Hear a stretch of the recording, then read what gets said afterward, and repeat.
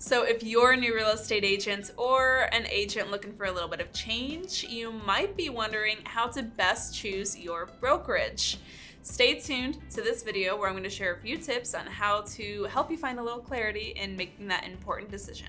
And hey, if we haven't met yet, I'm Stefanie Lugo, and welcome to my channel where I share the latest tips and strategies for real estate business growth and social media. If you're into that kind of thing, be sure to hit subscribe below and turn on that bell notification icon to be notified when I'm dropping new videos like this every week. So when my husband Bryce and I left our 9-to-5s to start our real estate business, we had no experience in the industry. We honestly had no clue about what we were doing, but one thing we got right so far was choosing our brokerage. So we took this really seriously, and today we're still with the same brokerage almost 7 years later. However, most real estate agents will switch brokerages at some point during their career. It's a very normal thing.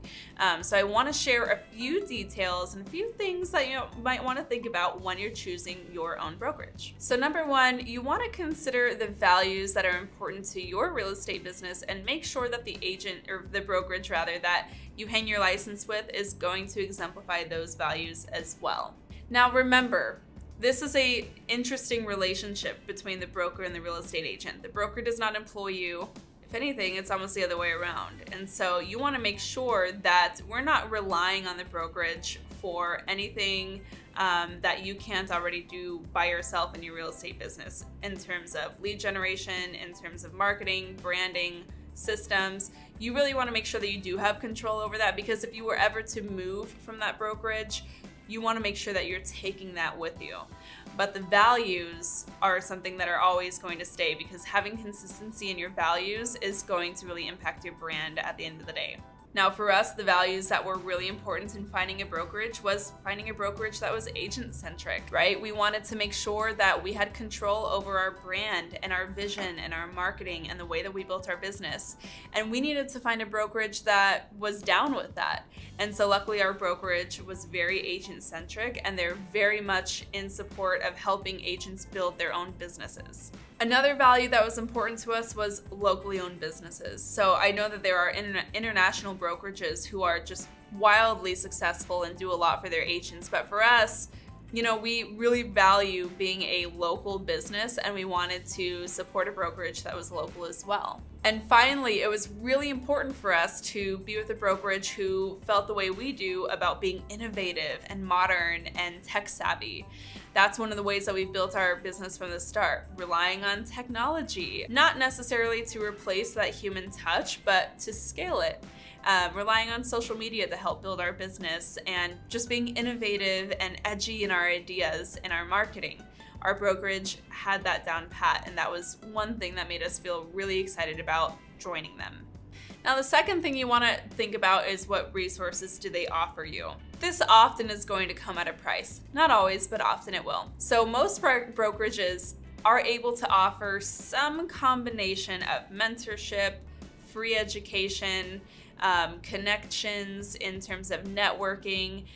It really kind of depends on what they offer. So you want to have an idea of what resources they can extend to you. Some brokerages are going to offer a 6-month mentorship program. They're going to give you all the marketing materials they need. It's going to be branded for the brokerage. That's fine. And they're going to give you open house signs and yard signs and all of it. That's probably going to come at a steep cut to your commission, which is fine. For some agents, it is more than worth it. Other brokerages, on the other hand, may offer a little less, right? They may offer a little bit of education. They may offer somebody for you to call when you need help. At the very least, you should definitely be able to get a hold of your broker. But beyond that, you're kind of on your own, and that commission split will reflect that. It'll be a much more favorable split to you. But again, you have to decide where you are at in your business, where you want to be, and see what you're willing to pay to help bridge that gap. So I guess that leads us to number 3. How do you decide whether or not the split is going to be beneficial to you? Again, just look at what they're offering you. Now, here's the thing. In terms of resources, in terms of what they're actually offering you, it's not always tangible. If a brokerage can provide you with a vast referral network and the opportunity to get more business, a split might be worth it. If a brokerage has pretty low splits, meaning you're going to keep a lot of your commission, but they have the opportunity for you to connect or join other teams that do have splits. That might be beneficial for you, especially if that team has a lot to offer. If a brokerage has a lot of resources that they're going to give you and they're going to take a lot of your commission, you just have to decide whether or not you're going to be able to deal with that. For some real estate agents, it really matters to them to have a long-standing reputation behind them, right? That might be something like the Berkshires, that might be the Realty Execs, that might be any one of these other big brokerages that have an international presence. From that standpoint, that could be very important to you depending on who your market is, depending on who your ideal client is. They might want to see that too. So again, that trade-off might be worth having that split. And again, this is going to really apply also to teams. So be thinking about this also if you're thinking about joining a team or a mentorship program that's going to have their own commission split, because a lot of times it just pays to have that investment up front that's going to set you up on a path for growth that's going to come much faster. And finally, you can't put a price on a gut feeling, okay? So for us, when we were going through and interviewing brokerages, we interviewed 5 brokerages. And we went, and I really suggest that, go to 5, pick at least 5 brokerages if you can in your market. If you're in a smaller area, that may be more difficult. But choose a minimum of 5 if that's available to you, and have conversations. Go tour the offices.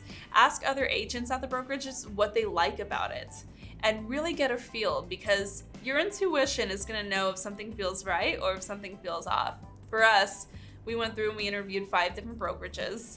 And the one that we ultimately ended up choosing, we interviewed them 2 or 3 times before we committed to them. We really wanted to make sure that we had those warm, fuzzy feelings. We wanted to make sure that it was going to be a solid choice, not just off of a commission split, or not just off of a promise for an exchange of resources or a signing bonus or stock, or I don't know, whatever these crazy brokerages have now. Honestly, we just wanted to make sure that it was going to feel good and we were going to be happy doing business in this house, so to speak.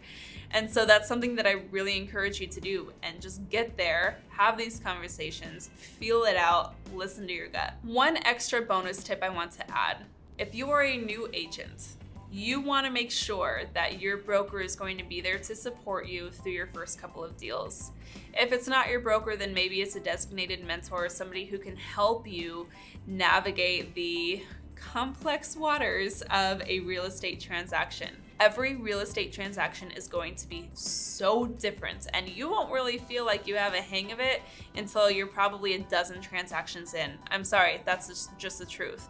And so if you're trying to write an offer at 11 o'clock at night and you need to get this in for your buyer, you need to make sure that you have somebody who you can get on the phone who can walk you through that complex documents. So make sure that you're kind of asking these questions if you're a newer agent as well, and making sure that you're getting the support that you need, because the last thing you need is to have to switch brokerages to find the support you need as you are still trying to get through that learning curve of starting a new business. I really hope that you found these tips helpful. Pretty simple, but important things to think about, and really important things to think about if you've missed it the first time, right? So if you have been an agent who's been around the block, do you have something to add to new agents who are trying to find their brokerages? Be sure to leave your suggestions in the comments. I'd love to hear what was important to you or what you found helpful during your search for your brokerage as well. Thank you so much for tuning into this video. Again, really hope you found it helpful. And if you haven't yet, be sure to hit subscribe to this channel and hit that bell notification icon to be notified every week when I am dropping videos just like this one. Thanks so much, have a good one, and until next time, keep on crushing it.